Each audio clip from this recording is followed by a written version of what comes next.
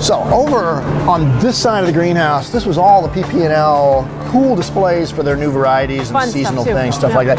This side of the greenhouse is all the various Israeli companies who've been exhibiting here for quite a while. Several years, yeah. Cohen, Hishtil, Jaldety, Schwartz. Is that all of them? That's it. I think that's it. Okay, so we're going to take a look at a few of the cool varieties from those companies.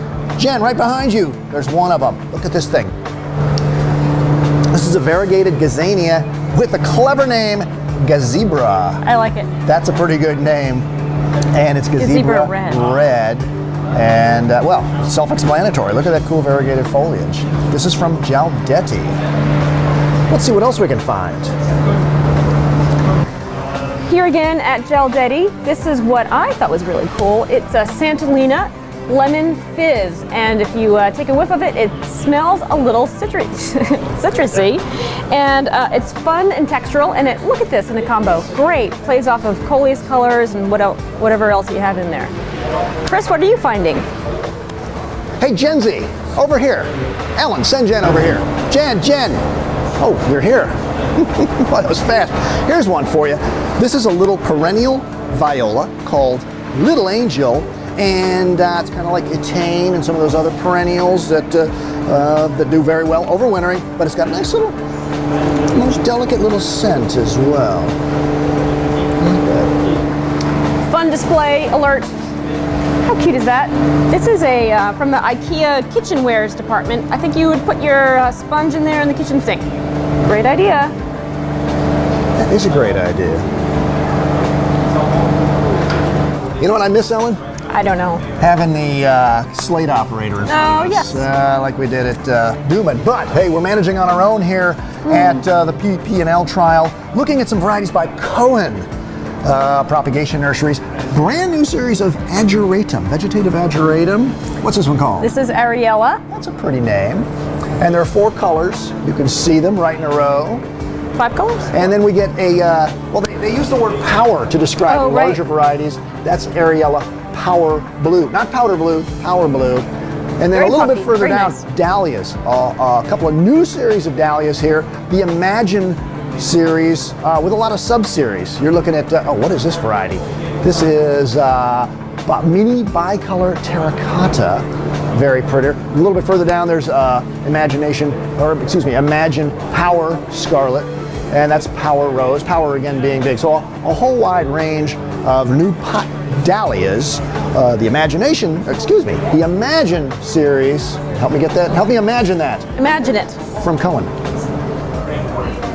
What you looking at there, Ellen? Well, Chris, it's a new petunia. You know, I did not get the info on this when Nomi was talking. What is it? Well, it's the Happy series, their big vegetative petunia series. New color here, Sophia Fringe. And fringe meaning these sort of wavy flowers with the beautiful hoop pattern there. And there was one more new one. Not quite as wild a color as that, but a very nice, happy coral. It is happy.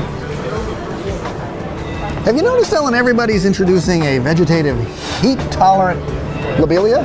I did not notice. Well, Cohen is joining the club here with, well, they introduced the California series last year, and now they've got 4 colors total. They've added 3 new ones this year. Point to them, Ellen. Point to them. Okay, we have blue point, pink, that's purple point. That one right there is white pillow. Well, that's not a point, but it's a pillow. Point, but it's pillow. Here's pink point. Pink point, blue point. Blue point. And then there's also a purple that was last year. Purple, beautiful. So that's the California series that we were pointing to. How about a new vegetative snapdragon? This looks like a species name. Antarinka and Antarinka. Yes, pronounce that for me. Antarinka. Thank you. Antarinka. I had an Antarinka. She was not as pretty as this beautiful yellow maroon snapdragon though. Big, flowers. This is a bell-shaped flower. Very gorgeous. big I really plants. like these. Yeah, here's peachy. Nice and an and Aunt upright. Peachy, as a matter of fact, too. And this is bronze apricot. I did not have an aunt named bronze apricot. Everybody's got an aunt named Rose, though. So that's the new Snapdragon series from Cohen. And now let's wrap up. There are a lot of Bidens out there as well. They've been biding their time here at Cohen to introduce this beautiful specimen. Look at this. This is called Bee and Yellow Crown. But that's Biden's Bee, Yellow Crown. Beautiful, beautiful plant habit on that. Beautiful. And you know what? My mom's name was Bee. Spelled differently, but still Bee. Really? Really. Beatrice. Oh, Beatrice, yeah. Man, look at the dark zoning on that. Ah, you know what you found, Ellen? You're at Schwartz Nursery now, and this is their newest introduction. Just like everybody's doing heat-tolerant lobelia, everybody seems to be doing interspecific geraniums, and they're no different. This is called Extreme Red, and you can tell from that zone that this is leaning towards the zonal blood as opposed to the ivy blood. And here's what's really interesting. That's new. This is also new. It's called Alpen Red. Not new. They've had this one. Well, it's new to the market. They've had it for a long, long time, but they didn't think anybody wanted these interspecifics. Then everybody started to bring them to the market, so they brought out Alpen Red. This one leans a little bit more towards the ivy habit. And so they've got two series now, Alpen and Extreme in the interspecifics, and expect more colors as well, Ellen and Jen. Will do.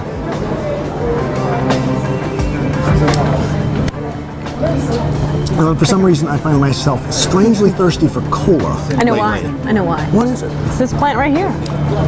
The cola plant? It's an Artemisia. That is the coolest thing ever. So why is it a cola plant? Because it smells the same. Really, it smells the same. Oh, that is pretty cool. It smells like cola. And according to the sign here, it says you can make tea out of the young leaves. It's a big plant, 110 centimeters. That's more than a meter. 10 centimeters more than a meter, which is like 40 inches. It's a big plant. But it's a culinary herb. You can actually use it, they say, Very salads, cool. roasts, things like that. Oh, interesting. And uncanny. While we're talking about smells and fragrances, we've got 3 new mints here from Hishtil. This is eucalyptus. It smells, smell-o-vision, it smells like eucalyptus. And then over here, we have a mint Cervina. Not quite sure what a Cervina smells, but it's a different smell. And it's a different habit. And it actually does flower a little bit. It has little pink flowers. Little needlepoint kind of leaves. What's that one, Chris? This is called lavender mint.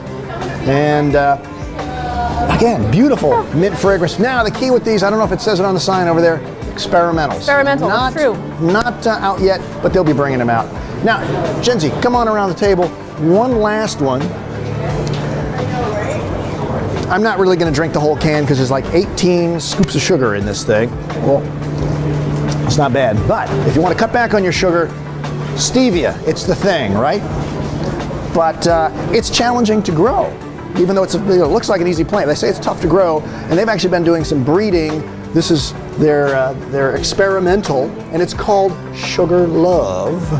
And this is something they're going to be introducing down the road. I don't think it's introduced yet. I think it's down the road.